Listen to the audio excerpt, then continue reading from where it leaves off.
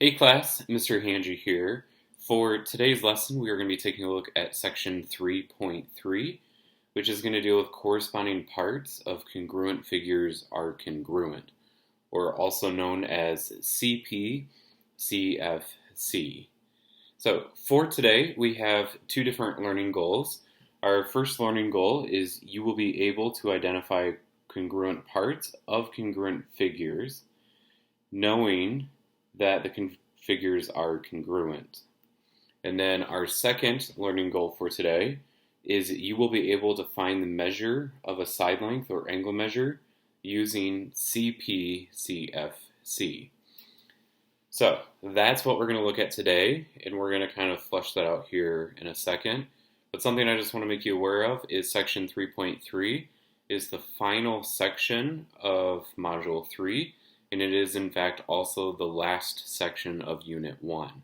So something to be aware of in terms of being the end of the module. That means a quiz is upcoming, and we are also at the end of our first unit. So congrats. All right, so let's talk about what this CPCFC thing talks about. So corresponding parts of congruent figures are congruent. States, if two figures are congruent, meaning they are the same shape and the same size, then the corresponding sides are congruent and the corresponding angles are congruent as well. So what we are talking about with this is that if I have two triangles, I know that each side has a matching side on the other triangle. And I know that each angle has a matching angle in the other triangle. Now, we can use this CPCFC, as we'll call it shorthand-wise. We can use that to go through if I know the side length of one triangle. If it's the same side length matching-wise in the other, I know that measure as well. So we're going to use it to, as the learning goal states, to identify congruent parts and then also to find measures of side lengths and angle measures. So let's kind of get in and into a little bit of practice with it for example 1. All right, so let's go ahead and move this up. Example 1A states triangle ABC is congruent to triangle DEF. Find the given side length or angle measure. Now, few things to kind of note here. This statement right here tells us a ton of information. And it's a lot of information that is super helpful. So let's kind of take a look at it. So triangle ABC is congruent. So this symbol means congruent to triangle DEF. So, a few things. The order in which they have written triangle ABC and triangle DEF matters, okay? And the order matters in regards to it tells you what parts, what angles, or what side lengths match up with each other. Okay, so from here on, order is very particular, and it's going to make a difference in terms of our statements and then what parts are congruent. So if we look here, so it goes A, B, and C. So if we think of that as A, B, and then C, and then we have triangle D, E, and F, D, E, and F, A and D are the first letters in this statement. Okay. In that case, that means that A and D, so angle A and angle D, are the same measure. So I don't know, they don't tell me what the measure of angle A is, but they do tell me that angle D is 73 degrees. So that means I also know that angle A is 73 degrees. Okay, order matters based off these statements, and it is very particular. When we write statements, we have to be very careful, but when they give you the statement, they really tell you what part matches with each. So, like I said, angle A is congruent to angle D, angle B is congruent to angle E, and C is congruent to F. So, as long as I know the measure of one of the corresponding angles in one of the triangles, I know that it matches with an angle over here. So I know that angles A and D are congruent, B and E, and then C and F. Okay, so if you want to kind of fill that in from the rest of that, that means that since B and E are the second letters, that means B, just like E, should be 65 degrees. And process of elimination, we have C and F left. So that means C and F are 42 degrees. So using just this whole statement, I've been able to go through and find all the angle measures using the statement and what I know in this triangle. So that's the beauty of CPCFC, is if I know two triangles are congruent, I know some information in one triangle and some information in another, you can kind of fill in the parts that you don't know using CPCFC and the information you know plus the congruent statement. Now, the congruent statement doesn't just tell you what angles are congruent to each other. It also tells you what side lengths are congruent to each other as well. Meaning, okay, if we look at our statement here, when we've talked about side lengths before, or line segments, a line segment needs two letters. So if we look at our statement, if we take two letters, let's say AB. Let's say AB is my first segment. So if I'm talking about the segment AB here, okay, this segment AB, it's the first two letters here. Well, the first two letters in the second statement are DE.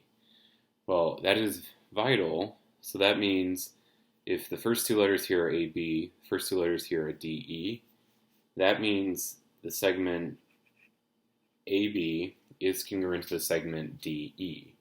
I don't know the measure of DE, but I do know that AB is 2.6 centimeters. That means DE is also 2.6 centimeters. And you just kind of follow on down through the congruent statement. So if I use the first two letters with AB, let's try using the last two letters. So we'll use BC. So BC is the last two letters in my statement. My last two letters over here is EF.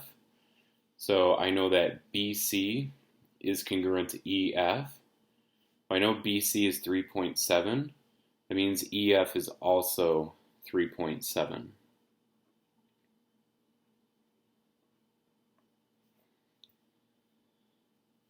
And then lastly, the last segments, we're talking AC and DF. They are congruent, and I know they are congruent because AC is the first and the last letters, and then D and F are the first and the last letters. So we use the first two, the last two, and then we use the first and the last. So AC is congruent to DF. Well, I know DF is 3.5. That means AC is also 3.5 centimeters. Okay, so we've gone through and kind of filled in the missing parts of the triangle based off our statement. So now I can go through and fill this part in. So find the given side length or angle measures. So it talks about wanting to know what the measure of DE is. Well, if we go based off of our triangle and we filled in all the parts using the statement and what we knew, I know that DE is 2.6 because the side length DE is the first two letters here, and the first two letters here is AB, so then it's 2.6 as well. So the measure of DE is 2.6 centimeters. All right, and then the next part is asking for the measure of angle B. Well, B is the middle or the second letter, and the middle or second letter on DEF is E. And I know that B and E are the same measure, so that means the measure of angle B is 65 degrees. And that is our answer for example 1A. So example 1 is just going to be a basic identifying its corresponding part in the other triangle or the other figure, and then just using that number. So example 1 is just a quick identifying the number. When we get to example 2, we're going to use that concept, but we're going to kind of step it up a little bit. So that is example 1, using the congruent statement and using the known information to find the given side length or angle measure. All right, example 2. Go ahead and move this on up. All right, example 2A is triangle ABC is congruent to triangle DEF. We need to find the given side length or angle measure. So we need to figure out what the length of AB is, and we need to figure out what the measure of angle D is. Again, your congruent statement, triangle ABC is congruent to triangle DEF, is extremely vital here. So, they kind of go through and give us different information. I'm going to do this one a little different than kind of setting up the triangle completely. We'll just go ahead and jump into finding the two things they want. Let's go ahead and start with the measure of angle D. So the measure of angle D right here, they tell me is 6y plus 2. Now, for matter of purposes, that's going to help us here. I want to find the angle that it matches over here. So angle D, D is the first letter here. So the first letter in the first statement is A. So that means the measure of angle D is equal to the measure of angle A. Now, if any of these two, whether A or D, gave me an exact number, so let's say they told me that the measure of angle D was 45 degrees, or if they told me that A was 45 degrees, then I could just simply answer that the measure of angle D is 45, but I get expressions for both of these, so I don't know what the measure is. So, because math is math, we get to add solving into this part for today. So what we're going to take is we're going to take the measure of angle D, which is 6y plus 2, and we're going to set it equal to the measure of angle A, which is 5y plus 11. So I have 6y plus 2 equals 5y plus 11. So what we need to do to figure out the measure of the angle is we need to figure out what y equals. So we're going to go through and solve. And then once I know what y equals, I can plug it in for D. So 6 times whatever that value of y is, plus 2. So if we go through and solve, we're going to use our algebra solving skills. I first need to get the variable on one side. So I have a 6y and a 5y. I'm going to move the 5y over here because it's smaller. So how I can move the 5y is, this is a positive 5y. So I'm going to subtract it to do the opposite. If I do 6y minus 5y, 6 minus 5 is 1, or just y. So I'm going to pull down the plus 2. The 5 y's cancel out on the right, and then the 11 comes down.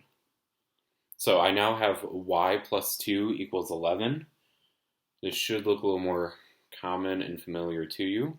So to solve for y, if I have y plus 2, the inverse, or the opposite of adding 2, the opposite of addition is subtraction.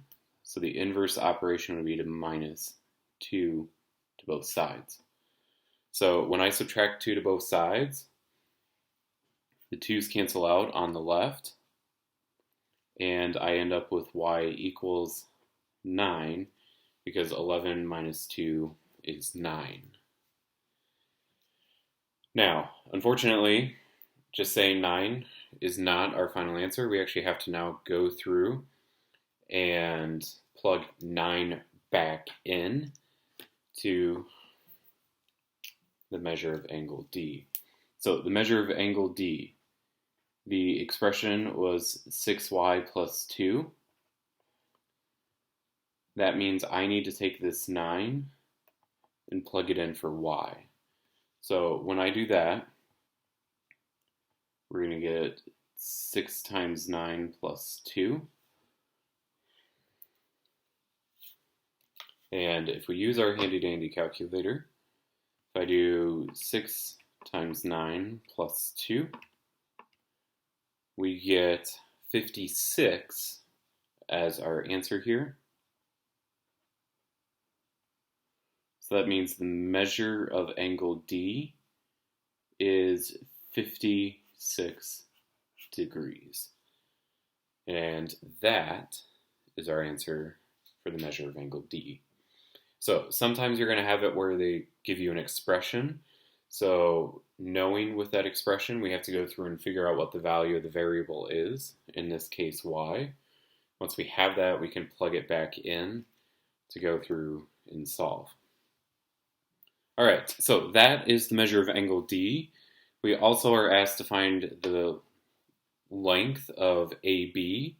So that means we need to go through and figure out, move that for a second, what the length of this side length is. So they tell me 3x plus 8 is AB. That doesn't really help anything, but if I look at my congruent statement, so AB is the first 2 letters. Well, the first 2 letters here are DE. So that means AB is the same measure as DE. Again, I know these two are the same measure because AB is the first 2 letters here and DE is the first 2 letters here. So they match.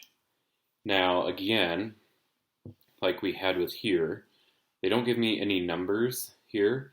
If I happen to be finding length of BC or its corresponding part, then I could say 25 and I'm done.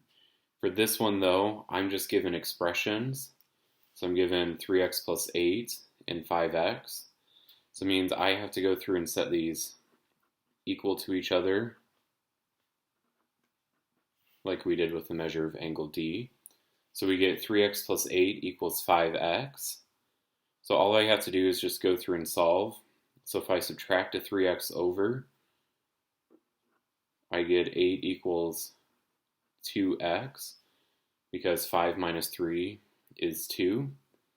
And then if I divide by 2, we get 4 to equal x.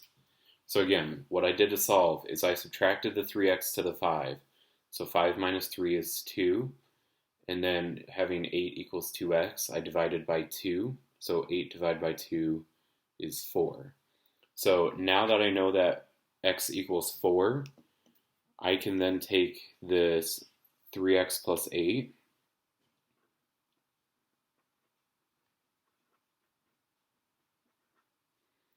I can take that value of 4 and plug it in for x right there. So all we have to do then is AB equals 3 times 4 plus 8. And if we use our handy dandy calculator again, we do 3 times 4 plus 8, we end up with 20 as our measure for AB. So that means I know that AB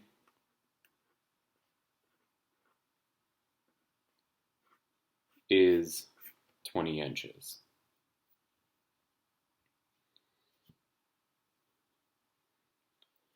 All right, so that is how we're going to go through and solve problems like example 2, where we're trying to find the given side length or angle measure. But unlike example 1, where it's simply just identifying the side length and then taking that number, okay, for here we have to identify the corresponding side length or angle measure, set them equal to each other, find the value of the variable, plug it back in, and figure it out. So example 2 is a few steps more. It's just math being math for us here today. All right, so that is example 2A. Example 2B on the other side is going to follow a similar idea. It's just we have a different shape. So on the front, we dealt with two triangles. We can carry the same idea to quadrilaterals as well. That's why we said corresponding parts of congruent figures, not congruent triangles. So that means the same idea that I used with example 1 and example 2a, I can carry to example 2b, meaning this congruent statement of quadrilateral GHJK is congruent to quadrilateral LMNNP. The same thing applies. The order of the letters matter and they match. Okay, G is the first one. That means L is the matching one over here because it's the first letter. So G and L are the same measure, H and M, J and N, and then K and P. So those are the matching corresponding parts for that one. And then same thing with the side lengths. So it would be GH and then LM, HJ, MN, JK, and P. And then the last one that you always want to consider is the first and last letters. So it would be GK and LP. So that's how we would go through and identify our corresponding parts, whether side lengths or angle measures, for a quadrilateral statement. All right, so let's get into this problem here. I'm not going to go through every step-by-step for this, as I kind of want to leave you guys one to practice, but I am going to help you guys set these ones up. So if we first look at LM, that would be the first thing they want me to find. So LM is going to be this side length right here, and they tell me that that is 6x minus 13. So I don't know what LM is quite yet. If we look at our statement, LM is the first two letters in our congruence statement. So if the first two letters here is LM, the first two letters here are GH, that means LM is congruent to GH. First two letters, first two letters. So GH on our first figure is 4x plus 3. Unfortunately, it's not something like 35 centimeters, so I can't just say that LM is 35. Again, I have two different expressions. So what we're going to do is take both of these expressions and set them equal to each other. So we get 6x minus 13 equals 4x plus 3. Okay, your goal is to go through and solve for x. So you need to figure out what x equals. And then you would take that, and if we take our expression for LM, which is 6x minus 13, you're going to take that and plug that in for x. And then once you know that value of x, plug it in. That is then your answer for what LM equals. So I'm going to leave this for you. Again, you're going to go through and move the variable to one side, move the numbers to the other, and then divide. You get your value for x equals. Whatever x equals, you plug it into the expression. So 6 times x minus 13, and that gives you your answer for LM. All right, for the other part, so it asks us to find the measure of angle H. Well, the measure of angle H is the second letter in our first statement. So the second letter in our second statement is M. So that means the measure of angle H is equal to the measure of angle M. So then what I'm going to do or take with that is we have H is 9y plus 17 and M is 11y minus 1. So again, I don't know any of the measures like we did in example 1.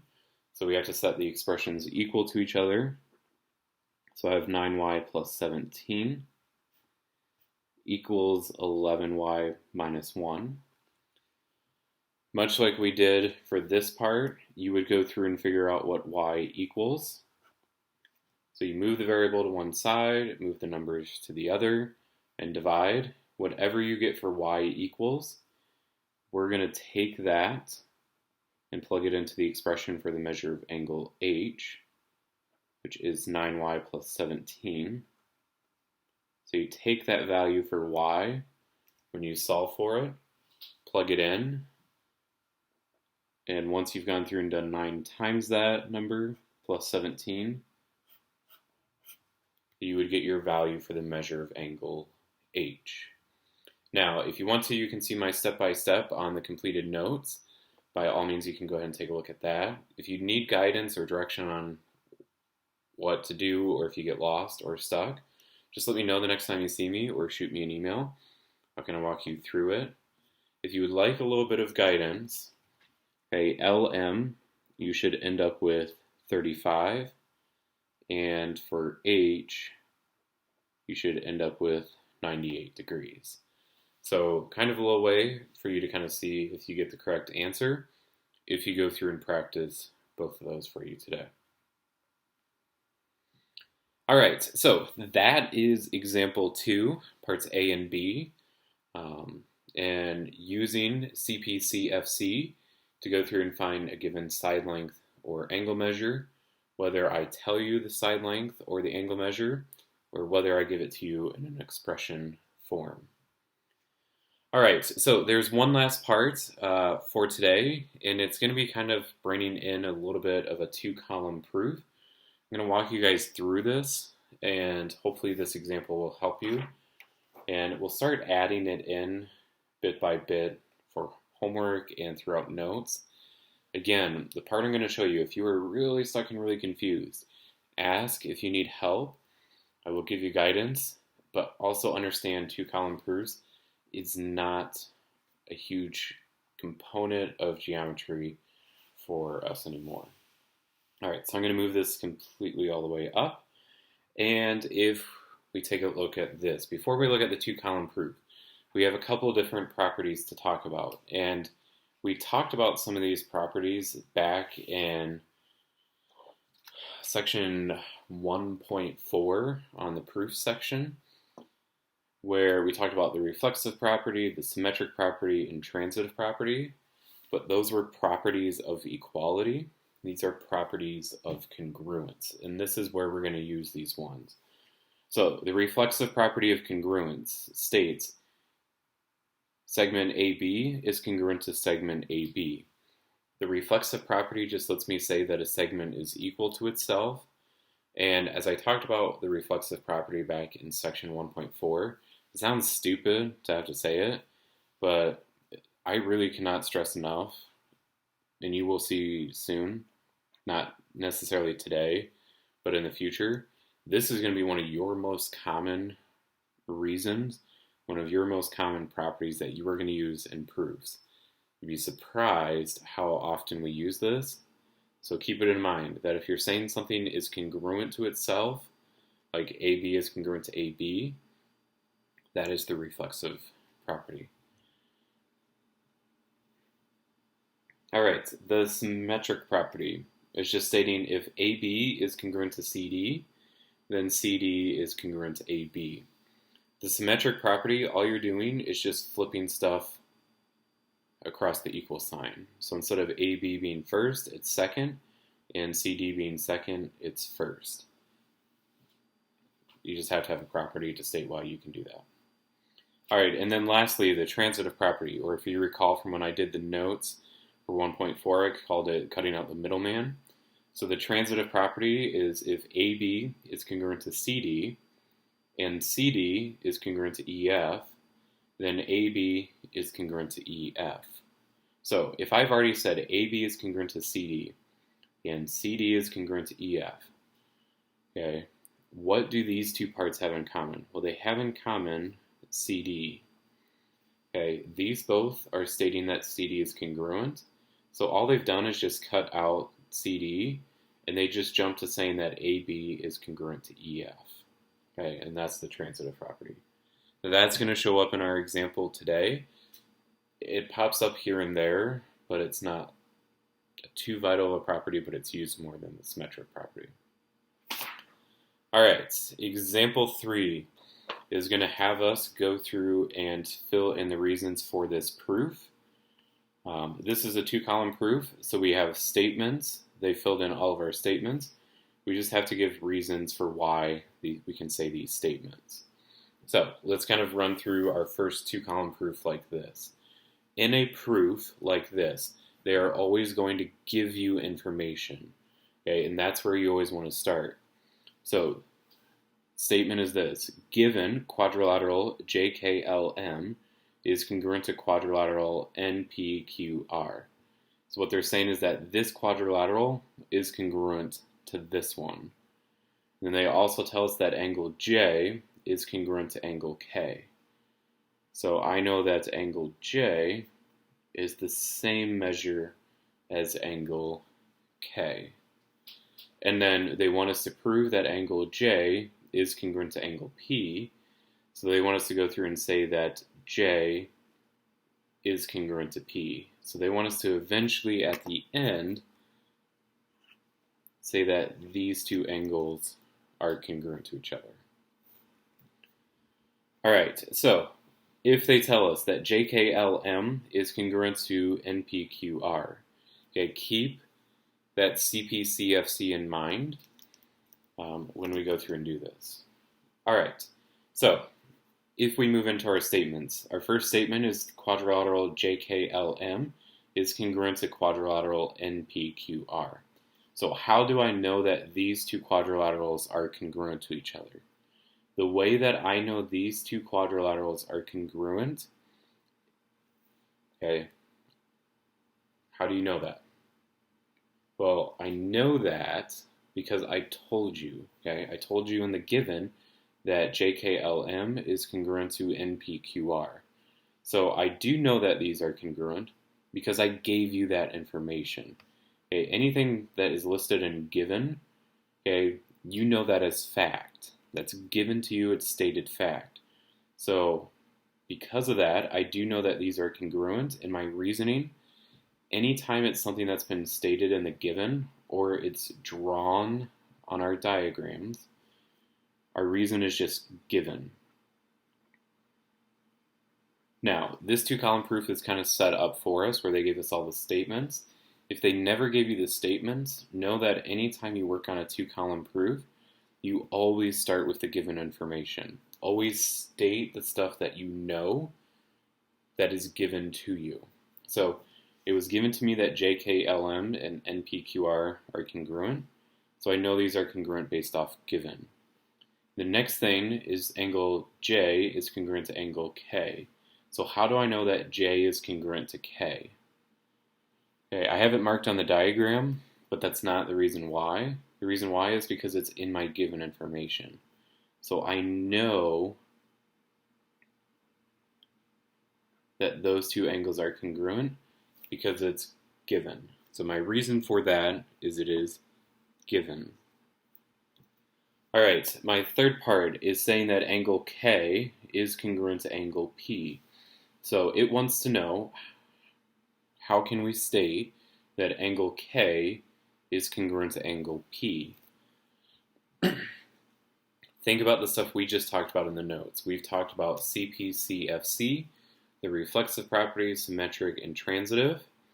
Well, K and P are not the same angle measure, or the same angles, so it's not reflexive. I'm not really using anything with a symmetric property because I don't know anything previously about P and K.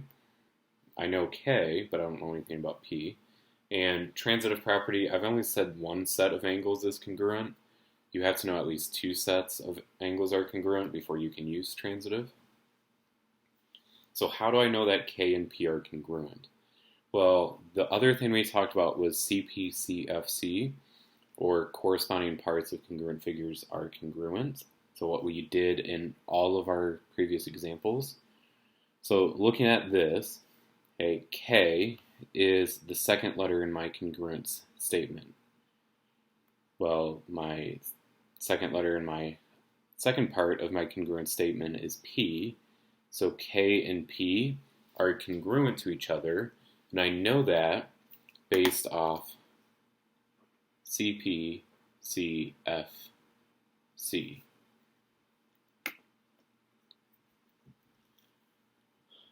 All right, and then the last part, okay, saying that J is congruent to P. Now, while it's up here, this is not given information. It's what they want me to prove. So I can't say proven or given. Okay, I have to give a reason for why I know that J is congruent to P for here. So how do I know that these are congruent? Well, the reason why I do this example and provide it for you is so you see it at least once. It's not always going to pop up, but J and P, I've already said stuff about J and P right here. Okay, so I said J is congruent to K and K is congruent to P.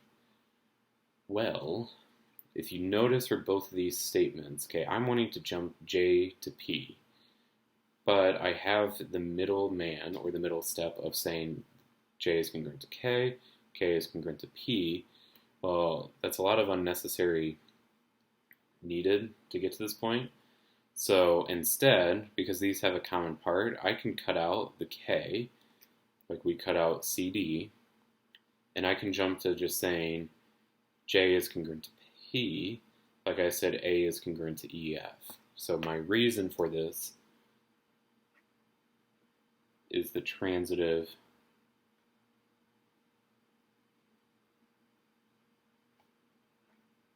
property. So the transitive property is going to be my final reason. I have reached the point of saying J is congruent to P. There's nothing left in my two-column proof. Therefore, I am done. So that is how you go through and do example 3. I know that they feel a little clunky, it feels weird, and you're thinking this feels awful. But I have accomplished my task of saying that J is congruent to P. So I have finished my first proof here. Use this as a reference if it pops up in the homework. It will pop up here and there throughout the next couple of modules, but I try to guide you through examples in the notes, so be sure to look at my completed notes or watch the videos. But otherwise, that is your lesson for section 3.3 on CPCFC, also known as corresponding parts of congruent figures are congruent. And that is all for today's video. So again, keep in mind 3.3 is the end of Module 3, and it is also the end of Unit 1. So that is your lesson for today. Thank you for listening, and if you have any questions, be sure to let me know next time you see me or shoot me an email. So have a great day, and I'll talk to you guys later. All right, bye.